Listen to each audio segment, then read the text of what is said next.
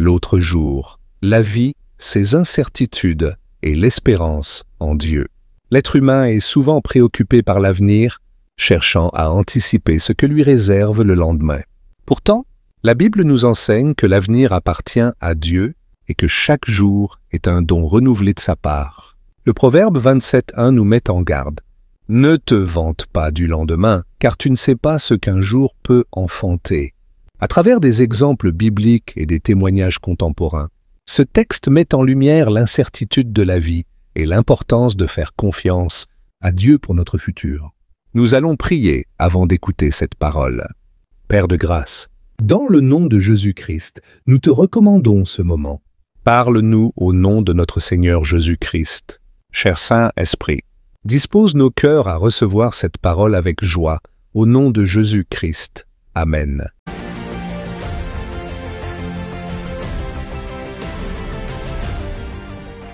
Ne jugez pas, car demain tout peut changer. Chers amis, cette vidéo explore l'imprévisibilité du lendemain en s'appuyant sur des références bibliques et des situations concrètes de la vie quotidienne.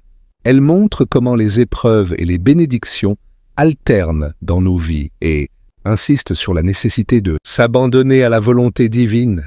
Elle met aussi en garde contre l'orgueil et le mépris des autres, rappelant que la situation d'aujourd'hui peut radicalement changer demain. Enfin, elle encourage à garder foi et espoir en Dieu, qui était capable de transformer les circonstances les plus difficiles en bénédictions. 1. L'incertitude du lendemain, une réalité universelle. Chaque jour est un nouveau départ, un crédit de 24 heures que Dieu accorde à tout être humain.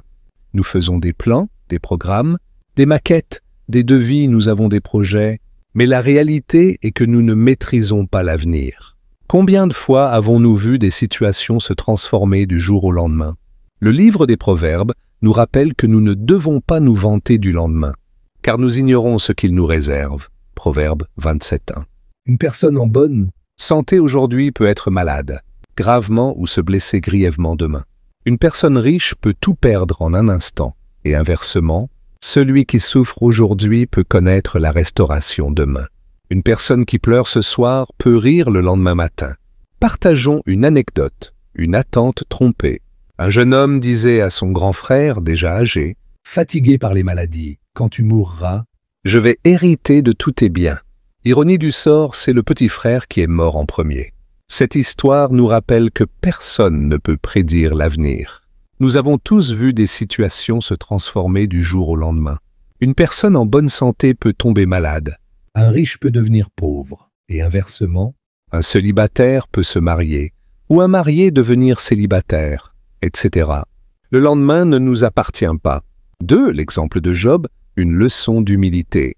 Job était un homme prospère, respecté, père de famille comblé, possédant d'immenses richesses. Pourtant, du jour au lendemain, il a tout perdu, ses biens, sa famille, sa santé. Il s'est retrouvé seul, méprisé, couvert d'ulcères. Mais malgré ses souffrances, il a gardé sa foi. À la fin de son épreuve, Dieu l'a restauré et lui a donné le double de ce qu'il avait perdu. Cet exemple nous enseigne qu'aucune situation n'est définitive et que, même dans l'adversité, nous devons faire confiance à Dieu. Bien-aimés, la vie peut basculer dans un sens comme dans l'autre. Une femme condamnée à mort par la maladie qui survit. Un homme en bonne santé qui meurt. Un jour, un frère en bonne santé a regardé une jeune femme malade d'une maladie dégénérative et a dit « Elle va bientôt mourir. Il faut juste la préparer à mourir en paix pour qu'elle aille au ciel. » Mais, ironie du sort, cet homme en pleine forme a fait un malaise et est mort subitement. La jeune femme, quant à elle, est encore en vie, plus de 30 ans après, malgré sa maladie. Cela nous rappelle que nous ne savons pas ce que demain nous réserve. 3. Le danger de l'orgueil et du mépris. Il est facile de juger ceux qui traversent des moments difficiles. Une femme chrétienne, qui jouissait d'une grande prospérité, se moquait de ceux qui luttaient financièrement, insinuant qu'ils manquaient de foi. Ils devaient changer leur façon de prier et surtout accepter Jésus-Christ à nouveau. Mais lorsque l'épreuve a frappé à sa porte, elle a tout perdu et a connu la souffrance qu'elle méprisait chez les autres. Nous ne devons jamais mépriser les autres en raison de leurs conditions actuelles, car demain, les rôles peuvent s'inverser. La Bible nous enseigne l'humilité et la compassion, car Dieu seul détient notre avenir. Il est facile de juger ceux qui traversent des moments difficiles. Un chrétien arrogant, imbu de lui-même face aux épreuves, un autre frère chrétien, prospère et sans problème apparent, regardait ses frères et sœurs de l'Église en difficulté avec mépris. Il disait, c'est comme si le couple pasteur ne craint pas Dieu. Comment peut-il vivre dans le blocage financier? Comment faites-vous pour être si pauvre? Vous marchez à pied, vous souffrez, vous êtes endetté. C'est comme si vous n'avez pas le vrai Dieu ou que votre foi est trop faible. Il affirmait avec fierté, « Moi, mon Dieu m'écoute, j'ai une grande foi. Je ne tombe jamais malade, je ne manque jamais de nourriture. Mon Dieu subvient à tous mes besoins. » Mais un jour, tout a basculé. Sa femme est tombée gravement malade et ils ont dépensé toute leur fortune pour les soins. Il s'est retrouvé fauché, malade lui-même, rejeté par ceux qui l'admiraient autrefois. Finalement, dans l'amertume, il a abandonné la vie chrétienne, prétextant que Dieu ne pouvait pas lui faire ça. Cette histoire nous enseigne que nous ne devons jamais mépriser les autres, car demain, les rôles peuvent s'inverser. 4. L'espérance, face aux épreuves. Lorsqu'un patient s'est retrouvé sans moyens pour payer et couvrir les frais de ses soins médicaux, il pensait que tout était fini. Pourtant, au dernier moment, une personne de bonne volonté a pris en charge ses frais, lui permettant de suivre ses traitements. Cet exemple nous rappelle que Dieu pourvoit même lorsque nous pensons que toutes les portes sont fermées. Il suffit parfois d'un seul jour, d'un seul événement pour que tout bascule en notre faveur. 5. Le troisième jour, un symbole de victoire. Jésus-Christ est mort et a été mis au tombeau. Ses disciples pensaient que tout était fini. Mais au troisième jour, il est ressuscité, prouvant que la mort elle-même ne peut pas empêcher les plans de Dieu. Cette résurrection est un message d'espoir, quelle que soit notre situation. Il y a toujours un troisième jour, un moment où Dieu intervient pour transformer nos pleurs en joie. Tout peut être bloqué hier et aujourd'hui, mais il y a un lendemain. Jésus est la puissance de la résurrection. Nous rappelons pour enfoncer les disciples de Jésus, Satan, les pharisiens, les sadducéens, les scribes, les docteurs de la loi pensaient que tout était fini. La veille de la crucifixion, les hommes disaient d'un des brigands, « Demain, il sera à la croix, mourra physiquement, et il passera son éternité dans le feu de la gehenne. » L'autre jour, c'est-à-dire le lendemain, ce brigand s'est retrouvé au paradis. Luc 23, 43. Jésus lui répondit, « Je te le dis en vérité, aujourd'hui tu seras avec moi dans le paradis. » Après avoir mis Jésus-Christ dans le tombeau le troisième jour, c'est-à-dire après avoir arraché les âmes dans le séjour de mort, Christ est ressuscité, prouvant que même la mort ne pouvait empêcher les plans de Dieu. Cette résurrection est un message d'espoir, quelle que soit notre situation. Il y a toujours un jour où Dieu intervient pour transformer nos pleurs en joie. 6. Dieu change les destins. L'histoire de Jephthé illustre cette vérité. Chassé par sa famille à cause de son origine, il était méprisé et rejeté. Pourtant, lorsque le peuple a eu besoin d'un chef, c'est vers lui qu'ils se sont tournés. Jephthé, autrefois exclu, est devenu un général respecté. Cette histoire nous enseigne que les rejets et les humiliations d'aujourd'hui ne définissent pas notre avenir. Dieu seul a le dernier mot. Nous rappelons encore que Jephthé, l'exclu devenu chef. Dans la Bible, Jephthé était méprisé et chassé par sa propre famille à cause de son origine. « Tu n'hériteras pas avec nous, tu es le fils d'une prostituée. » Rejeté, il a dû partir loin. Mais plus tard, quand Israël a eu besoin d'un chef de guerre, c'est vers lui que tout le peuple s'est tourné. Celui qui était rejeté hier est devenu général et chef de la nation. Aujourd'hui, ne méprise jamais quelqu'un à cause de sa situation actuelle, car Dieu seul connaît son futur. Quand Dieu change une situation du jour au lendemain, un étudiant sans espoir voit Dieu agir de façon surnaturelle. Un étudiant devait passer ses examens du second semestre, mais il n'avait plus d'argent pour payer ses frais universitaires. Son bienfaiteur était décédé, et personne dans sa famille n'avait les moyens de l'aider. La veille des examens, une liste a été affichée avec les noms des étudiants, qui ne pourraient pas composer. Son nom y figurait. Il était dévasté. Une voix intérieure lui disait « Ne va pas te faire humilier, laisse tomber. » Mais une autre voix l'encourageait. « Tu es déjà humilié. Va voir, Dieu te donne aujourd'hui Le lendemain, en arrivant à l'université, il a vu une nouvelle liste affichée. Une organisation allemande avait décidé, au dernier moment, de prendre en charge les frais de quelques étudiants. Son nom y était inscrit. Cette histoire nous rappelle que Dieu peut agir au moment où l'on s'y attend le moins. Voici la clé si tu n'as pas compris. Pour terminer, retiens seulement ceci. Le lendemain, l'autre jour. Pourquoi parle-t-on de l'autre jour? Parce qu'il y a un passé, hier, ou la veille, un présent, aujourd'hui. Il y a aussi un futur, le lendemain, le troisième jour. Chaque matin, nous avons 24 heures que nous recevons de Dieu comme crédit. Jérémie dit « Les bontés de l'Éternel, ses compassions se renouvellent chaque matin. » Notons ceci, le lendemain ne nous appartient pas.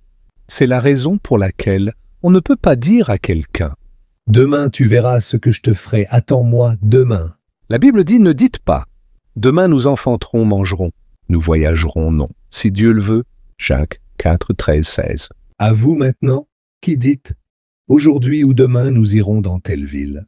Nous y passerons une année. Nous trafiquerons et nous gagnerons. » Vous qui ne savez pas ce qui arrivera demain. Car qu'est-ce que votre vie? Vous êtes une vapeur qui paraît pour un peu de temps et qui ensuite disparaît. Vous devriez dire au contraire, si Dieu le veut, nous vivrons et nous ferons ceci ou cela.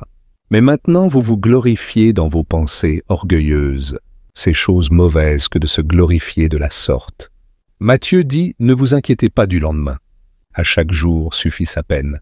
Comment pourrons-nous nous inquiéter du lendemain que nous ne connaissons même pas? Je peux être malade, mourant aujourd'hui et guérir le lendemain. Pourquoi? Parce que c'est un autre jour. L'autre jour ne nous appartient pas. Il appartient ni à nos détracteurs, ni à ceux qui pensent nous contrôler, nous manipuler, avoir le monopole sur nous. Quelqu'un te dit « demain tu verras », mais l'autre jour ou le lendemain ne lui appartient pas. Pourquoi as-tu peur? Ésaïe 51, 12, 13. C'est moi qui vous console. Qui es-tu pour avoir peur de l'homme mortel? Et du Fils de l'homme pareil à l'herbe? Et tu oublierais l'Éternel qui t'a fait, qui a étendu les cieux et fondé la terre.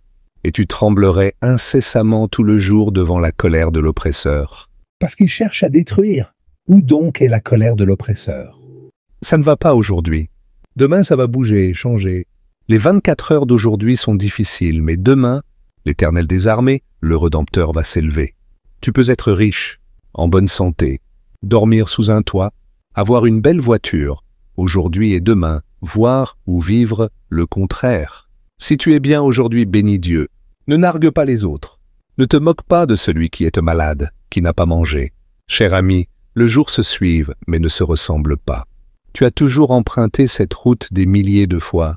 Tu connais ce chemin par cœur jusqu'à ce qu'un autre jour, il te joue un mauvais jeu. Tu t'es toujours dit, ce n'est plus possible. Demain, ça va devenir possible. Lundi n'est pas mardi.